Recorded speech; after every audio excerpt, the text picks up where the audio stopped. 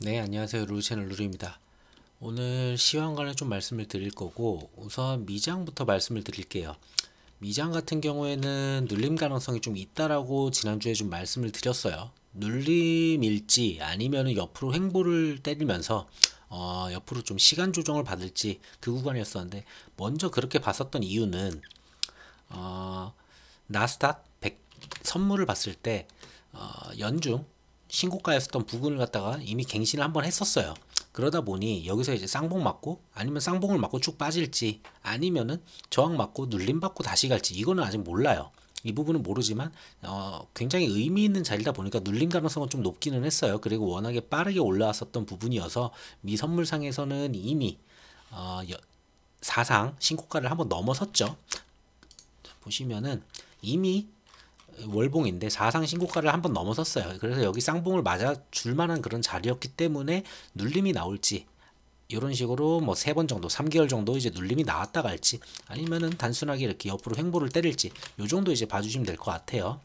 그래서 눌림 가능성이 좀 있었던 구간이었었고 그 구간에서 좀 긍정적인 뉴스나 아니면 좀 임팩트 있는 뭔가가 없다 보니까 뭐 시장에서는 좀 흘러가는 그런 모습이었어요. 뭐 고용 지표도 좀 좋지도 않았고요. 자, 현물 나스닥 같은 경우는 뭐 이제 연중 신고가를 그러니까 완전히 신고가를 갖다가 때리진 않았어요. 그러니까 저 선물에서 먼저 때리다 보니까 거기서 좀 반응을 했다고 좀 보고 있어요.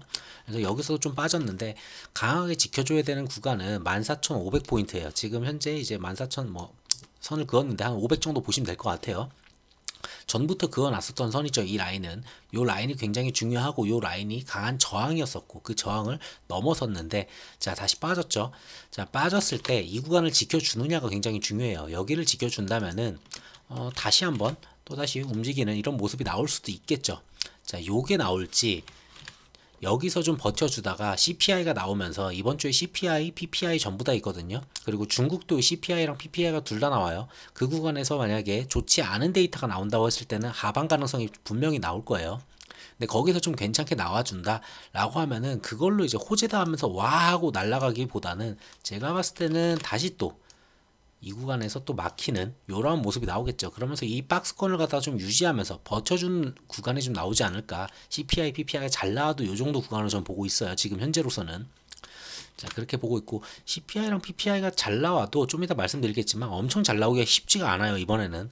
그래서 좀 긍정적으로 좀 더 올라갈 거다 라고 말하기보다는 좀 쉬었다가는 박스권 정도 우선은 당장은 그 정도 보고 있습니다. 자, 미증시는 이 정도 보면 되고, 자, 국장을 보게 되면은, 국장 같은 경우도 가장 중요한 자리가 요 라인이라고 그어놨었죠, 이미. 자, 앞전에 있었던 고점이었었고, 그 고점을 갖다가 넘었을지, 그 고점을 넘었으려면은, 나스닥 같은 경우에, 나스닥 선물 같은 경우에 쌍봉을 안 맞고 추가적으로 더 그냥 가져야 되는 그런 모습이었어요. 근데 그런 모습이 없었죠, 미증시에서. 그러니 당연히 국장에서도 눌림이 나올 수밖에 없는 구간이고, 눌림이 나온다고 하면은, 이 앞에 있는 이 갭 구간, 이 갭 구간을 메우는 수준이면 참 좋겠다 라고 봤었고 21선이 그럼 올라오지 않겠냐 라고 말씀드렸어요. 그 구간까지 딱 나왔었고 그럼 여기서 이제 뭐 어느 정도 한 며칠 버텨주다가 CPI, PPI가 잘 나온다 하면 다시 한번 반등이 나오면서 여기서 또다시 저항을 맞는 그런 모습이 나올 거예요. 그러면서 국장도 여기서 이제 박스권을 좀 그리는 모습. 이거는 이 박스권을 그리려면은 방금도 말씀드렸지만 CPI, PPI가 잘 나왔을 때 이 박스권으로 우선 예상이 되는 거고 만약에 그게 잘 안 나왔다라고 하면은 추가적인 하락을 보고서 2,500포인트까지 볼 수는 있습니다. 그래서 이 구간에서 이번 주에 데이터들이 어떻게 나오는지 그게 굉장히 중요해요. 고용 지표에서 좀 좋은 게 나왔다면은 여기까지는 안 내려왔을 거예요. 한 요 정도에서 이제 버텨주는 모습이 나왔겠죠. 요 정도 박스권에서 버텨주면서 요 정도 움직임 보여주고 있을 텐데 고용 지표가 그렇게 좋지가 않았거든요. 그러다 보니까 좀 빠져주는 그런 모습이었어요. 자, 그렇게 보시면 되고 일자별로 보게 되면 이번 주는 4일밖에 없었죠. 4일 동안 보게 되면 외국인이나 기관이 좀 많이 이탈하는 모습이에요. 기관 같은 경우는 뭐 첫날에 기관 외국인 첫날 좀 들어오긴 했지만 뭐 수량이 크지 않았죠. 수량이 크지 않은 상태로 신고가를 찍어놨어요. 신고가는 아니죠. 앞전에 고점을 갖다가 찍어놓는 그런 모습이었어요. 월요일날. 자, 돈을 얼마 안 들이고 찍었다는 거예요. 그러니까 전 중요하게 봐요. 2천억이랑 1천억을 들여가지고 저렇게 들어 올려놨는데 들어 올린 상태에서 강하게 크게 이제 때려놓죠.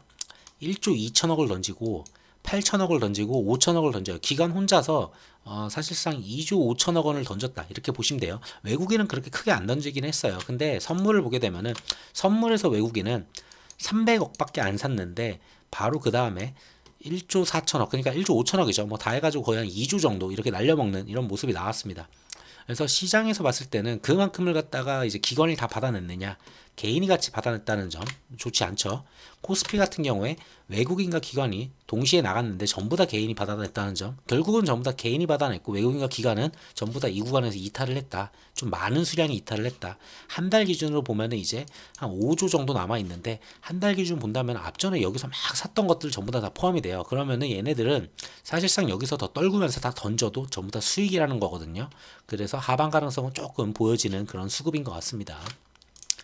뭐 이 하방을 갖다 뒤집어 엎으려면은 당연히 CPI, PPI 잘 나와주면 상관은 없어요. 그거는 그게 어떻게 나올지 몰라서 그런 거지 우리는. 그래서 리스크는 역시나 존재하고 수급상으로도 하방 가능성은 조금 더 열려 있다 이렇게 보여져요. 근데 뭐 데이터 한번 봐봐야 되니까. 고객 예탁금을 보게 되면은 아무래도 지수가 좀 빠지니까 다시 내가 들어갈 수 있는 구간 나오는 거 아니야? 사람들은 이렇게 생각할 거예요. 왜? 여기서 들어 올릴 때 나는 이제 못 탔었고 그리고 이제 뭐 배당락이나 이런 것 때문에 다 던졌었던 분들이 이만큼 내려와 주면은 다시 살 수 있겠네 라고 하면서 좀 자금이 좀 들어오지 않았느냐 이렇게 보고 있습니다. 그래서 앞전에 4일 전만 하더라도 뭐 5조 2천, 5조 3천 이 정도였었는데 지금 5조 6천, 뭐 5조 9천도 한번 왔다 갔죠. 이 정도로 이제 좀 자금이 좀 들어와 주는 모습이고 자금이 들어왔지만 신용잔고 같은 경우에는 크게 늘지 않았어요. 뭐 17조 4천에서 17조 4천 그대로 유지되는 모습으로 신용은 크게 늘지 않고 있다. 그러니까 뭔가 사람들이 빚까지 져가면서 갑자기 리스크 베팅을 갖다 하지 않는 그런 수준이라는 거예요. 지금 현재 위치는. 그러니까 시장에서도 개인들이 내 현금으로는 이제 사서 모을 수는 있겠어. 이제 내려가면서 사서 모을래. 이런 마인드는 있는 것 같은데 여기서 그냥 강하게 베팅하겠다. 이런 구간은 좀 아직은 아니다. 이렇게 보여지네요. 그리고 증시자금을 보게 되면 증시자금까지 지금 봤죠. 자, 요 정도로 보시면 되고 국장 같은 경우도 그렇고 미장 같은 경우도 좀 의미 있는 자리에서 지금 버텨주고 있어요. 지금 국장도 요 구간은 이제 제가 봤었던 거 내가 2570이라고 말씀을 드렸잖아요. 눌림이 나온다면은 자 2570까지 왔기 때문에 여기서 이제 기술적인 반등은 전 나올 수 있다고 봐요. 2600까지는 한번 때려줄 거예요. 월요일날 뭐 2600까지 올라갈 수도 있겠죠. 뭐 월화 안에 2600 때리고 그러고 여기까지 다시 내려오면서 여기서 버텨주면서 CPI랑 PPI를 확인한 다음에 방향성을 잡아주는 그런 구간이 나올 겁니다. 목요일부터 그렇게 봐주시면 되고 미증시도 동일해요. 연이틀 지금 윗꼬리를 잡아주면서 지금 계속 눌림을 받고는 있는데 어떻게든 이 구간을 버텨주려고 해요. 이 구간을 버티면서 버틴 뒤에 CPI랑 PPI를 확인하고 하방으로 갈지 다시 좀 살려내면서 박스권으로 갈지 거기서 이제 좀 자리를 잡으려고 하는 그런 모습인 것 같습니다. 지금 현재로서는 뭐 강하게 막 밑으로 막 지금 당장 막 내릴 거다 이렇게 보기보다는 당장은 며칠 정도는 좀 버텨주는 모습, 뭐 기술적인 반등 한번 나와주고 다시 눌리고 뭐 이런 기술적인 반등 모습을 하루 이틀, 뭐 길게는 3일 정도 보여주고 목요일부터 방향성을 가질 거라고 봅니다. 그 내용은 뉴스를 보면서 좀 말씀을 드릴게요. 자, 이번 주에 지난주에 있었던 내용들은 이제 고용 지표를 봐야 된다고 말씀을 드렸는데 고용 지표는 이도 저도 아닌 수준으로 나와야 된다고 말씀을 드렸어요. 왜? 강한 보고서가 아니면은 고용이 이번에 강하게 나왔거든요. 그렇다고 약하게 나오면 이거 침체라고 얘기를 할 거예요. 강하게 나오면 금리 인하를 이거 못하는 거 아니야? 이렇게 나온다고 말씀을 드렸잖아요. 근데 이번에 강한 보고서가 나왔어요. 그럼에도 불구하고 지수가 조금 소폭 상승했다? 이거는 근데 의미 있는 거는 아니에요. 소폭 상승이 아니고 금요일날 소폭 상승 진짜 0.3% 이렇게 올랐거든요. 아니네요. 0.9%네요. 나스닥. 0.09%네요. 진짜 오른 것도 아니지만 저렇게 표현을 했는데 우선 중요한 거는 지금 의미 있는 라인이기 때문에 전 버텨줬다고 봐요. 거기에다가 옐런이 좀 발언한 내용 때문에 좀 버텨줬다고 좀 보고 있습니다. 자, 그래서 다시 말하면은 강한 고용 지표 때문에 강하게 빠졌어야 돼요. 근데 버텨줬다는 이유고 버텨줬다. 그러면서 금리 인하는 아직 이르다. 뭐 말씀드렸죠. 강한 보고서가 나오면 금리 인하는 아직 이르다라고 하면서 금리 인하 가능성이 낮아질 거다. 뭐 그것 때문에 당연히 국장 같은 경우에는 바이오주가 좀 빠지는 그런 모습이 나왔고 2차 전지가 좀 올라가주는 그런 섹터들의 움직임이 좀 나왔던 것 같아요. 자, 그리고 이게 나오면서 소폭 상승, 그러니까 버텨줬죠. 버텨준 이유는 옐런이 금요일날 이제 좀 발언이 있었어요. 미국의 경제는 연착륙 중이다. 지금 잘 내려가고 있다. 그러니까 인플레이션을 잘 조절하면서 천천히 계속 잘 빠지고 있다. 그리고 고용 악화 없이 물가를 잡았다. 이런 식으로 좀 발언을 했어요. 고용 악화 없이. 그러니까 고용이 좀 강했는데 저 강해가지고 금리 인하 못하는 거 아니야? 라고 생각을 했는데 옐런은 그렇지 않다. 고용은 크게 이렇게 악화되지 않고서도 우리는 물가를 잘 잡고 있는 과정 중에 하나다. 이렇게 좀 설명을 했어요. 그러면서 시장이 더 빠질 걸 안 빠지게 잡아준 그런 역할이라고 봅니다. 뭐 그리고 그 구간에 또 지지선도 있었었고 그렇게 마무리가 좀 됐고요. 뭐 미증시는 미국 쪽 경제적 지표는 이제 뭐 고용 지표 외에는 크게 볼 건 없었어요. 그리고 이스라엘 쪽에서 이제 이스라엘로 좀 가보면은 가자지구 뭐 이제 하마스 쪽이죠. 하마스 이제 가자지구 북부는 전부 다 해체가 완료가 됐고 이제 중부 쪽 그리고 남부 쪽까지 계속 이제 진행을 한다고는 합니다. 그래서 전투는 올해 내내 계속 할 것이다라고 이제 이야기를 했어요. 이스라엘군 같은 경우에는. 이게 이제 확전으로 좀 번지지 않을까. 홍해 쪽 이슈도 있고 이란 쪽에서 뭐 이제 폭탄 테러도 있었고 여러 가지가 있다 보니까 이거 중동 확전되는 거 아니야? 라고 생각을 하면서 결국은 블링컨 장관이 이제 다시 한번 또 중동에 좀 와가지고 좀 진정을 좀 시키려고 왔어요. 뭐 이게 진정이 얼마나 될지 모르겠지만 우선 첫날에는 튀르키예랑 그리스 정상을 좀 만났고 자 거기서 얘기가 나왔었던 거는 이스라엘의 북부 안보가 중요하다. 북부 쪽에는 헤즈볼라가 있죠. 헤즈볼라가 있고 헤즈볼라 역시도 이란의 이제 지원을 받고 있다 보니까 여기서도 전쟁 터지는 거 아니냐라고 이제 보고 있는 거예요. 그러면서 가자지구의 이제 전쟁 확전을 이제 막아야 된다. 그러니까 지금 가자지구를 갖다 정리하는 거는 계속 하되 뭐 북부나 이런 데서 또 다른 전쟁이 터지면 안 된다라고 하는 그런 언급들을 좀 해주고 가는 그런 모습입니다. 그게 터질지 안 터질지는 뭐 가서 봐야 되는 일이지만 중동은 지금 이란 쪽이나 이런 쪽 홍해 쪽 움직임이 계속되다 보니까 이거 확전되는 거 아니야라는 리스크는 계속 가져가야 되는 거는 분명해요. 자, 그래서 여기서 확전되는지 이 부분만 좀 계속 확인하시면 될 것 같고요. 자, 우크라이나는 좀 진정이 될까라는 기대감은 있어요. 근데 전에도 말씀드렸지만 3월이라고 전 보고 있어요. 진정이 되려면은 3월 달에 우크라이나 대선 그리고 러시아 대선이 좀 어떻게 끝나는지 그걸 좀 확인을 해봐야지. 그걸 확인을 해야지 국민들의 그 반응들 그걸 알 수 있을 것 같아요. 젤렌스키가 얼마만큼의 지지율을 받는지에 따라서 전쟁을 하고 싶다, 더 하고 싫다 이게 좀 나올 수 있을 것 같거든요. 거기서 이제 좀 휴전 가능성이나 이런 게 좀 열리지 않을까. 3월까지는 좀 전쟁이 좀 이어질 것 같고요. 뭐 그래서인지 러시아군은 뭐 여전히 계속 공습을 하고 있습니다. 그냥 뭐 이렇게 계속 전쟁을 하고 있다라는 부분들 좀 말씀드리려고 뉴스를 가져왔고요. 자, 홍해 쪽을 보게 되면은 홍해 쪽은 미국이 좀 이제 공격을 하면서 좀 마무리가 되나 싶었는데 미국은 후티 반군한테 전쟁을 하고 싶다. 이런 전쟁을 하고 싶지 않다라고 이제 좀 발언을 했어요. 자, 그럼에도 불구하고 후티 반군이 좀 진정하는 그런 모습은 안 나오고 오히려 계속돼서 이제 선박들을 갖다가 계속 공격하는 모습이 나오고 있습니다. 홍해 선박을 위협하고 있는 이제 예멘 후티 반군들은 미국 작전에 포함한 나라들 표적이 될 것이다. 그러니까 그 작전에 이제 와가지고 본인들을 공격한 나라들은 전부 다 그 선박들을 다 표적으로 삼겠다. 뭐 이런 내용이죠. 간단하게. 그러니까 어쨌든 멈추지 않겠다. 계속해서 진행을 하겠다라는 그런 부분이에요. 근데 여기서 뭐 확전이 되느냐 이것도 중요하지만 이렇게 된다면은 사우디 쪽으로 이렇게 돌아가지 않고 아프리카를 돌아가게 되면은 국제 유가 부분도 좀 문제가 돼요. 국제 유가도 당연히 문제가 되지만 인플레에 대해서 또 우려를 안 할 수가 없어요.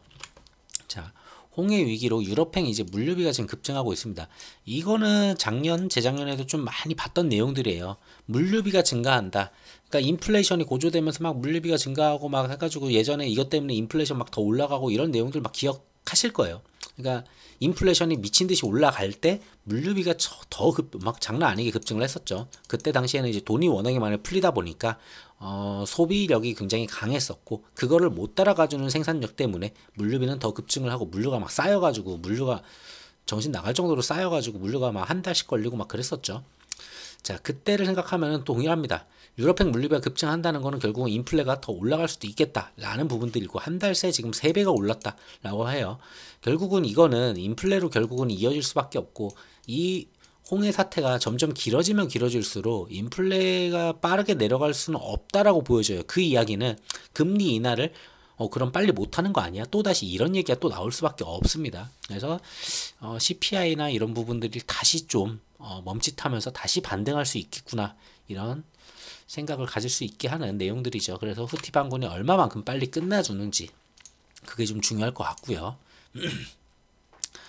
자, 중국으로 오게 되면은, 중국 같은 경우는 이번에 중주그룹이 결국은 이제 좀 파산 신청을 했어요. 결국은 여기는 그림자 금융이라고 했었는데, 이쪽에서 하던 금융들이 뭐였냐면은 부동산이었거든요.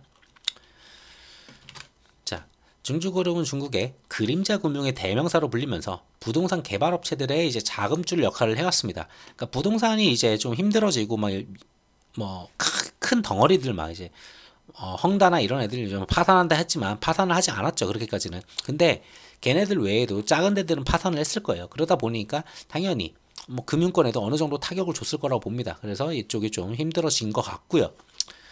좀 더 내용을 보게 되면은, 중국이 부동산 과열을 막기 위해서 이제 시작이죠. 2020년도 하반기부터 엄격한 규제에 나서서, 이때가 이제 그 부동산을 막 던지고 도망갈 때였어요. 그러니까 공동부유를 갖다가 이제 이야기를 하면서 시진핑이 공동부유를 하자 뭐 이런 얘기 내용들이 슬슬 나오기 시작하면서 부동산 침체가 좀 나오기 시작했었죠. 자, 그러면서 심각한 자금난에 이제 빠졌다 뭐 이런 내용이에요. 버틸 만큼 버텼던 것 같아요.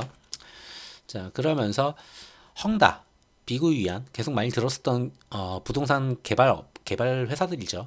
자, 얘네들이 이제 중국 개발업체들이 유동성 위기가 나오면서 그림자 금융으로 확산할 수 있다는 우려의 목소리가 나오고 있다. 결국은 이런 애들이 그림자 금융으로 움직였었던 금융권 애들이 한두 개씩은 무너질 수 있겠다라고 보는 그런 모습인 것 같아요. 근데 뭐 이게 더 터질지는 봐야 되겠지만, 어차피 사실상 저는 중국은 이게 터져도 어차피 그 안에서 들어 막을 수 있다고 보거든요. 이미 몇 년 전부터 준비를 해왔었고, 얘네들을 살리기 위해 준비를 해왔고, 그만큼 또 금융권도 또 준비를 해놨기 때문에 뭐 이런 애들 하나 파산한다고 해서 뭐 크게 우려되는 그런 문제는 아닙니다. 그래도 이슈가 될 수 있기 때문에 이걸로 또 한번 또 재료를 만들어서, 중국 이거 무너지는 거 아니야? 중국 다 박살나는 거 아니야? 중국 경제가 완전히 뭐 리먼급으로 뭐 이런 식으로 막 말도 안 되게 또 기사를 써가면서 또 시장을 한번 무너뜨릴 수도 있거든요. 예전에도 헝다그룹 파산 신청 이런 걸로 국장을 갖다가 한 번씩 중간중간에 꽝꽝 한번 무너뜨린 적이 있어요. 그래서 요거는 좀 알아두시면 좋겠다 해서 좀 뉴스를 가져왔고요. 우선 제대로 무너뜨리기에는 좀 부족하다고 보여요. 제 눈에는. 근데 시장을 갖다가 흔들 수는 있는 그런 내용이다, 이렇게 보여지네요. 자, 그리고 대만 같은 경우에는 이제 선거가 이제 코앞에 있죠. 열흘 남은 것 같아요. 열흘 남았고, 근데 중요한 거는 열흘 남은 게 이제 1월 3일 기준으로 열흘 남았으니까 13일 날 이제 대선인가 보네요. 자, 근데 이게 데이터를 갖고 오고 싶어도 여론조사 데이터를 지금 제대로 된 걸 볼 수가 없어요. 여론조사 이제 블랙아웃에 이제 좀 돌입하다 보니까 데이터를 갖다가 공표를 못 하고 있습니다. 여론조사 데이터를. 자, 민진당 같은 경우에는 열흘 전에는 32%, 국민 같은 경우에 27%. 사실상 얘네 둘이 이제 박빙으로 움직이는 건데, 결국은 이제 민중당에서 이제 표가 얼마만큼 국민당으로 올 수 있느냐, 이거거든요. 이 21%가 얼마만큼 이쪽으로 와주느냐가 이제 결국은 선거를 갖다 뒤집을 수 있는 내용인 것 같습니다. 그래서 결국 이건 미국과 중국의 대리전인 거고, 자, 결과를 봤을 때 누가 됐을 때 어떤 식으로 움직일지 우린 그게 중요하잖아요. 쟤네가 뭐 누가 되든지 간에 우리는 상관없는 일인데, 자, 친미로 가거나 친중으로 가거나 사실상 TSMC는 이제 먹구름이다 라고 얘기하는데, 저는 친미로 갔을 때는 TSMC는 그냥 그대로 갈 것 같아요. 뭐 별 문제 없이 그냥 그대로 간다고 봐요. 친미가 됐을 때는 뭐 중국이 이제 전쟁을 일으킬 거다, 우리는 통일을 시킬 거다, 무력으로 이제 제압해버리겠다, 이런 식으로 언급을 했지만, 이거는 대선을 앞두고 겁주기용이라고 우선은 보여져요. 당장 뭐 5월 안에 뭐 전쟁을 시작할 거다 뭐 이런 식으로 얘기를 했는데, 중국에서는 친미가 된다 하더라도 그럴 가능성은 저는 낮다고 봐요, 당장은. 그래서 친미가 되면은 지금과 동일하게, 예전과 동일한 움직임을 계속 보여주기는 할 거라고 봅니다. 그래서 친미가 되면은 큰 문제는 없어 보여요. 근데 친중이 된다라고 했을 때는, 친중이 되면은 TSMC 반도체 수출에는 타격을 입을 수 있어 보여요. 그러니까 TSMC가 좀 무너질 수 있겠죠. 그걸 이제 삼성과 SK 하이닉스가 좀 먹을 수도 있겠다라는 생각이 들어요. 미국에 있는 공장들에 뭐 이제 뭐 중국 뭐가 있다 이런 식으로 얘기들을 하면서 TSMC를 박살내는 그런 모습들이 좀 나올 수도 있거든요. 미국에서, 미국 정치권에서도 그럴 수도 있고. 자, 그런 부분들이 나올 수 있기 때문에, 그러면은 수혜를 받는 거는 삼성과 하이닉스가 어쩌면 수혜를 받을 수도 있겠다. 오히려 국장의 반도체를 위한다면 오히려 친중이 되는 것도 좋지 않을까 이런 생각은 좀 보여집니다. 그래서 친중이 된다라면은 조금 우리도 수혜를 좀 받지 않을까 이런 게 있고, 친미가 된다면은 뭐 그게 악재는 아니거든요. 뭐 그냥 갈 대로 가겠지, 그냥 지금 가던 대로 그냥 가겠구나 이렇게 보시면 될 것 같아요. 그 정도 좀 보여지고, 그 외에도 많은 부분들이 바뀔 텐데 그런 부분들은 조금 더 결과가 나온 다음에 생각해도 되지 않을까 봅니다. 자, 그리고 이제 새해가 됐죠. 새해 이제 또 금통위가 1월 달에 진행이 되는데, 이번에도 당연히 동결 가능성이 좀 유력해요. 왜? 미국이 금리 인하를 갖다가 빨리 진짜 한다면은 3월 정도로 보고 있는데, 어차피 3월 정도 보고 있는데 4월, 우리는 3월 달에 금통위가 안 열려요. 우리는 3월 달에 안 열리다 보니까 미국이 3월 달에 인하를 한다면은 우리가 4월 달에 한 번 정도 인하를 할 수 있어요. 우리도 따라서 한 번 정도는 인하를 할 수 있어요. 왜? 총선 전이고 이것저것 다 있기 때문에. 그래서 한 번 정도 움직여줄 수 있는데, 만약에 미국에서 3월 달에 금리 인하를 안 한다? 그랬을 때는 우리도 솔직히 4월까지 안 할 가능성이 높거든요. 그렇게 보시면 될 것 같아요. 그래서 당장은 동결로 계속 이어질 가능성이 높고요. 국내 같은 경우에 동결로 좀 이어질 가능성이 높고, 빨리 한다라고 하면은, 정말 빨리 한다라고 하면은 4월 정도에 한 번 정도, 그리고 하반기에 뭐 한 번 정도, 요 정도 할 수 있지 않을까. 많이 한다면은 한 2번 이 정도 보여지네요. 어차피 근데 미국이 한번 움직이는 모습이 보여져야 되고, 그리고 국채금리 이런 것들도 계속 좀 봐줘야 되는데, 국채금리 이번에 좀 올라오는 모습이 있었어서 3월에 진짜 금리 인하를 할까라는 부분들은 조금 더 지켜봐야 될 것 같아요, 미국에서는. 자, 그리고 미국의 그 지수들을 보게 되면은 7개의 빅테크가 있잖아요. 7개의 빅테크들을 전체적으로 움직이는 게, 뭐 애플도 있지만, 애플이 좀 크게 빠지면은 다른 애들도 그렇게 쉽게 막 혼자서 막 달려가진 않거든요. 자, 그런 부분들을 생각했을 때, 그리고 국채금리가 좀 올라가고 금리 인하가 좀 늦어진다라고 하면은 또 테슬라 같은 애들은 좀 힘이 들어요. 그런 애들도 또 힘이 들고, 테슬라도 뭐 리콜 사태도 좀 있고, 그리고 애플 같은 경우는 이제 중국에서 좀 안 팔리는 부분들도 있고, 그러다 보니까 최대 협력사인 폭스콘 4분기 매출이 5.4%가 빠졌어요. 결국은 애플 거를 폭스콘이 만들어 줬는데 얘네들 매출이 줄었다는 거는 애플의 매출이 줄겠다, 이걸로 이제 해석이 되거든요. 애플의 실적이 아직 안 나왔죠. 근데 결국은 중국의 수요도나, 그리고 중국에서 애플을 갖다가 좀 사용하지 말자라는 그런 분위기를 갖다가 지금 계속 가져가고 있죠. 자, 그런 부분들 때문에 애플의 실적이 좀 안 좋게 나올 가능성이 높아요. 애플이 무너진다라고 하면은 관련주들도 무너질 거고, 그러면 애플에 들어간 반도체들 이거 같이 무너지는 거 아니야? 또 이런 얘기들도 나올 수가 있어요. 그래서 요 부분들, 그래서 다음 이번 실적 나올 때 좀 빅테크들 실적을 조금 주의 깊게 봐야 된다, 이런 부분들 좀 말씀드리려고 가져왔고, 자, 그리고 그것뿐만 아니고 애플도 안 그래도 계속 그것 때문에 빠지고 있었는데, 미국 법무부에서 조만간 반독점 소송을 갖다가 진행하려고 합니다. 자, 이 부분 또 진행이 되게 되면은 애플에서 또다시 크게 빠질 가능성이 높아요. 반독점이 이게 만약에 소송으로 문제가 된다라고 하면은 여기서 얘네들이 벌어들이는 수익이 굉장히 또 많이 빠지거든요, 서비스 쪽에서. 자, 그런 부분들 좀 생각을 해봐야 되고요. 자, 이거는 뭐 당장 다음 주에 있는 건 아니니까, 애플 같은 경우에는 중요한 거는 결국은 CPI랑 PPI라고 말씀드렸죠. 자, 11일 날 미국은 12월 이제 소비자 물가지수 CPI, 그리고 12일 날 중국은 12월 CPI가 나오고요. 중국 거예요, 이거는. 그리고 생산자 물가 PPI. 중국은 CPI, PPI가 동시에 나옵니다. 그리고 좀 지나서 그 다음에 그 같은 날에 이제 미국의 PPI가 또 나옵니다. 그러니까 미국의 CPI, 그리고 중국의 CPI, 그리고 PPI 둘 다 각각 다 나온다, 이렇게 보시면 될 것 같아요. 중국 같은 경우에는 우리 국장 때 이제 나오다 보니까 거기서 조금 움직임 보여줄 수 있고요. 그게 금요일이에요. 자, 그리고 목요일 날부터 이제 좀 시장의 반영을 좀 받지 않을까, 이렇게 좀 보고 있어요, 국장은. 그리고 또 봐야 되는 거는 실적들이 있죠. 12일 날부터 해가지고, 그러니까 12일 날부터 이것저것 되게 많이 나와요. JP모건이랑 뱅크 오브 아메리카, 그리고 웰스파고, 시티그룹 해가지고 금융권들, 대형 은행들 실적으로 시작해가지고 이제 12월이죠. 이제 4분기 거 이제 실적이 이제 나온다, 이렇게 보시면 될 것 같아요. 그래서 이때부터 이제 실적 주간으로 들어가는구나, 실적들이 나오기 시작하는구나, 이렇게 보시면 될 것 같습니다. 그래서 이번 주에 봐야 될 걸 쭉 보면은, 지금 국채 금리가 좀 반등을 하는 모습이다 보니까, 자, 국채 입찰 이거 좀 보기는 해야 될 것 같아요. 지난주 뭐 지지난주 제가 말씀드릴 때는 국채가 좀 진정이 됐으니까 이제는 더 이상 안 봐도 된다고 했는데 다시 또 반등하는 모습을 보였기 때문에 이것도 또다시 봐줘야 되는 그런 모습이에요. 여기서 국채 입찰이 좀 안 좋게 됐다라고 하면 국채는 더 뛰겠고 그러면 시장은 다시 또 무너지는 모습을 보여줄 수 있거든요. 그 정도 있고 뭐 위원들 연설들은 계속 있어요. 위원들 연설 이렇게 있고 뭐 이제 바가 연설 이런 식으로 또 하나 있고 쭉 보게 되면은 중요한 거는 사실상 목요일 날 있죠. 전부 다 목요일부터 해요. 목요일 날부터 있다 보니까 목요일 저녁부터 있다 보니까 목요일 수목 정도부터는 월화까지는 국장이 좀 그래도 좀 기술적 반등은 나올 수 있는 구간이라 보거든요. 근데 목요일 날 이런 데이터들이 있으면은 수요일 목요일부터는 좀 도망가는 움직임이 좀 나오기는 해요. 수목이 조금 지지부진할 수 있겠다 이렇게 좀 보여지네요. 월화까지는 지금 눌림이 좀 어느 정도 받아줬기 때문에 그리고 고용지표에서 미장이 막 무너진 게 아니다 보니까 국장은 기술적 반등 정도 한번 나와줄 수 있는 그런 구간인 것 같아요. 월화는. 자, 뭐 그거는 이제 단타로 이렇게 하시는 분들이 좀 그걸 보시면 되는 거고. 자, 그러고 목요일 날 저녁에 이제 나오는 게 보면은 미국에서 근원 소비자 물가지수 MOM이 나오고요. 근원 소비자 물가지수 YOY가 나오죠. 그리고 소비자 물가지수 MOM 그리고 소비자 물가지수 YOY 이렇게 나옵니다. 이게 중요한데 소비자 물가지수를 보게 되면 3.1에서 지금 예상치가 3.2로 이제 올라가요. 오히려 쭉 내려오다가 올라가는 모습이 나와요. 0.1밖에 안 되긴 하지만 근데 이게 3.2가 나올지 만약에 3.3이 나온다고 하면은 시장은 박살이 날 거예요, 진짜. 안 그래도 올라가는 거 지금 이게 또 올라가? 이런 분위기로 갈 수밖에 없어서 3.2가 나와도 시장이 신나 하고서 막 올라갈 수 있는 데이터가 아니거든요. 3.2는. 이제 좀 완전히 스티키해졌네. 잘 안 내려가는 거 아니야?